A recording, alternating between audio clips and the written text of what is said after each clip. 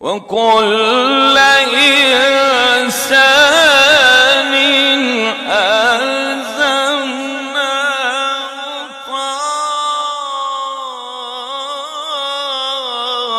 طائره في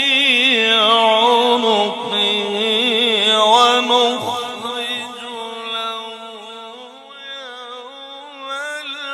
القيامة كتابا يلقاه منشورا اقرأ كتابك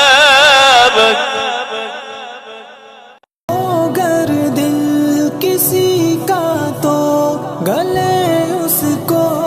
लगाना, फिर करो वादा किसी से गर उसे